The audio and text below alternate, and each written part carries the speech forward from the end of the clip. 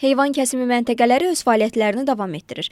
Kəsim məntəqələri əhalinin ət və ət məhsullarına olan tələbatının tam şəkildə qarşılanmasına imkan verir. Hazırda ət satışı bazarlarında, ticarət şəbəkələrində alıcılıq qabiliyyəti adi günlərdən də artıq səviyyədədir.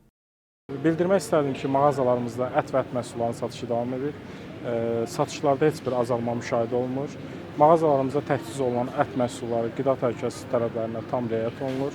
Məhsullarımız baytarlıq ekspertizadan keçmiş halda, sənədləşdirilmiş, sertifikatlaşmış halda təchiz olunur və qida təhlükəsizliyi tələblərinə uyğun saxlanması və sərgilənməsi həyata keçirilir. Respublikanın baş dövlət baytarlıq müfəttişi, Qida Təhlükəsizliyi Agentliyinin şöbə müdiri Qalib Əbdüləliyev bildirib ki, kəsim müəssisələrində bütün təhlükəsizlik tələblərinə ciddi şəkildə əməl olunur. O, vətəndaşlara belə müəssisələrdə kəsilən ətin istehlakını tövsiyə edib. Heyvan kəsim və satışı məntəqələrində fəaliyyət normal şəkildə davam edir.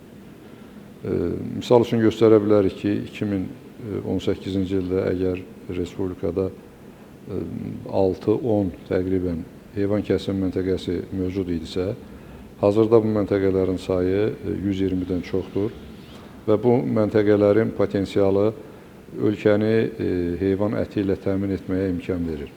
Ona görə də tövsiyələrimiz ondan ibarətdir ki, vətəndaşlarımız kəsim müəssisələrində kəsilmiş heyvanların ətindən istehlak etsinlər, ondan istifadə eləsinlər. Bu, onunla əlaqədardır ki, kəsim müəssisələrində ciddi baytarlıq sanitariya nəzarəti var. Bizim müfəttişlərimiz heyvanı kəsimdən qabaq müayinə eləyir. Əgər klinik formada və yaxud subklinik formada hər hansı xəstəlik şübhəsi aşkarlanarsa, mütləq həmin heyvan kəsimindən kənarlaşdırılır. Eyni zamanda heyvan kəsildikdən sonra da cəmdəyin baytarlıq sanitariya ekspertizası aparılır və ət müəyyən müddət soyudulmaq üçün saxlanılır. Bundan sonra müşahidə edici baytarlıq sənədləri vasitəsilə istehlak obyektlərinə və yaxud ticarət şəbəkəsinə yönəldilir.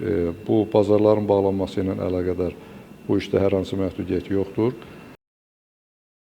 Qeyd edək ki, ölkə üzrə ət istehlakı əvvəlki qaydada davam edir. Satış məntəqələrində gündəlik olaraq alıcılar tərəfindən ət məhsullarına sabit tələbat müşahidə olunur. Agentlik tərəfindən istehlakçıların təhlükəsiz və keyfiyyətli məhsullarla təmin olunması məqsədi ilə nəzarət və monitorinq tədbirləri isə mütəmadi olaraq davam etdirilir.